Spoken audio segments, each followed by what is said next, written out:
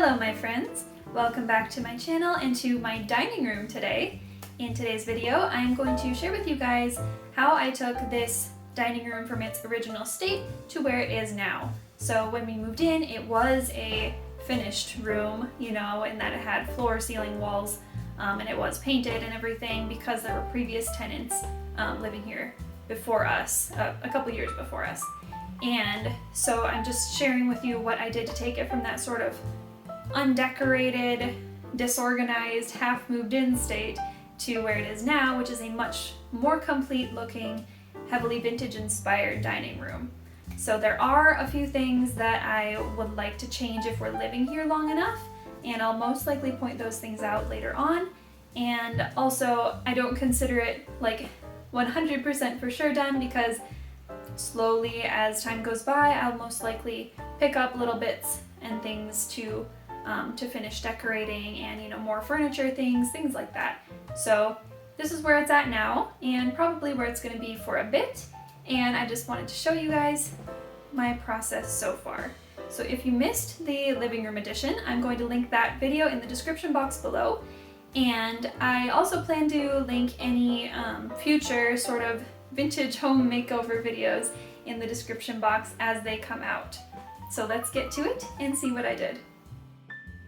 So we'll start with a little before footage. As you can see, the walls are a sort of beigey gray, and we were very unorganized still at this point. Even though we had been living here for 3 months at this point, I just hadn't been able to tackle everything yet, and so this was where I was at.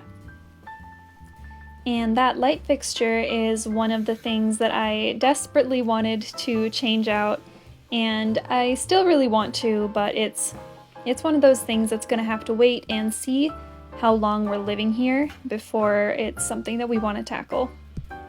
So my first home improvement step with this room was to clear wall space so that I would have room to paint.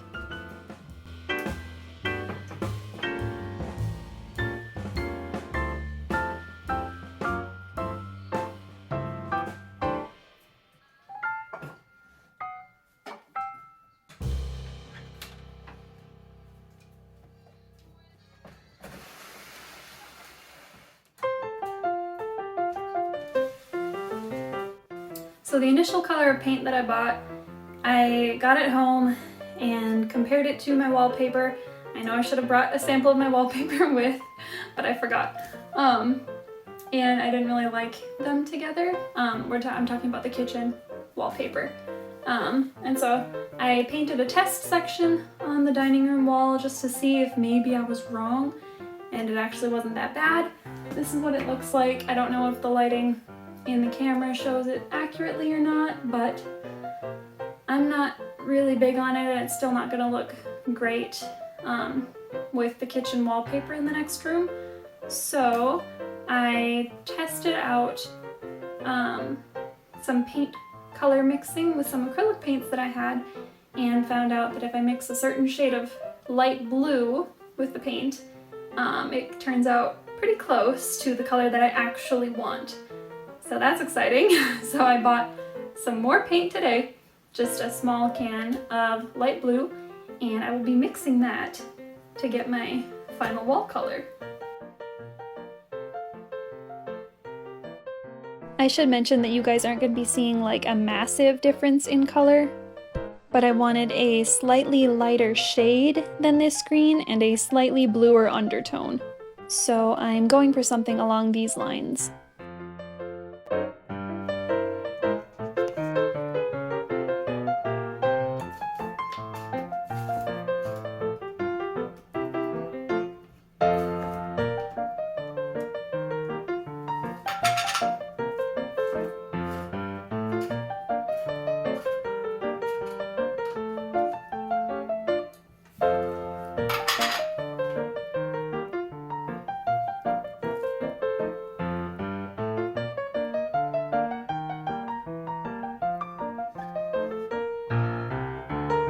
I wound up adding my entire quart size can of light blue paint to my gallon of green in order to get the right shade, and it was a great relief to me to find out that that did become the right shade, the shade that I was wanting pretty exactly. So I was finally ready to start painting, and I did one half of the room one day, and then my husband and I moved all of the furniture to that side of the room, and I did the other half of the room the next day.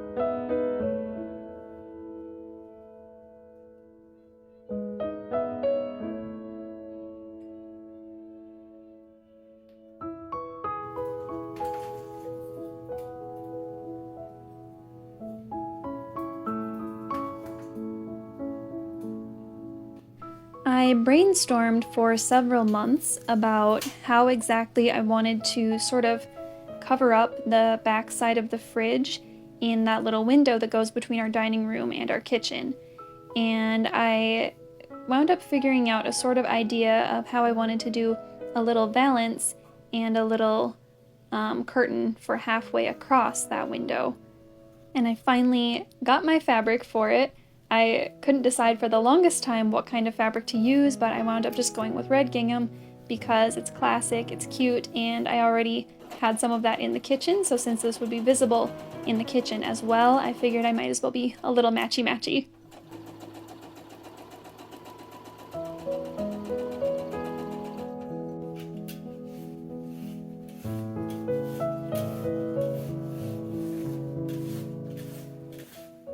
I'm still looking for some sort of perfect decoration to fill up this space on the ledge of that window to cover up the top of the back of my oven, because it's just a little too tall and it sticks up maybe 4 inches or so above the bottom of the window, and so I want to find something that's low and wide to put there, and I looked through everything that I have and I don't really have anything that'll work, so I just have a cute little box there right now, but I am still in the market for something that suits it better.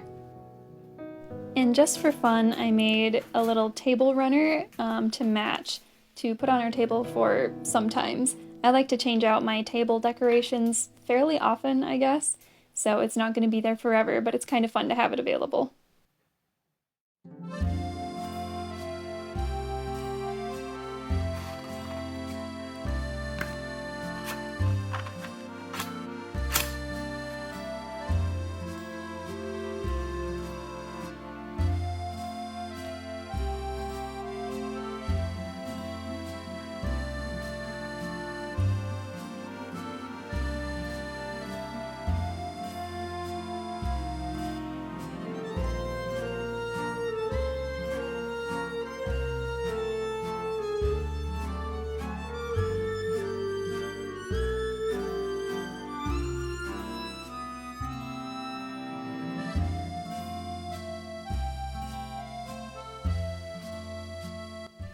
It was so crazy to me looking back at all of my before photos and footage of this room, because it's come such a long way, and even though I spent a few months with it looking like it did then, it's been longer than that of it looking more complete now, and it feels so much more like home, and it's so cozy and cheering and refreshing, and I just love it.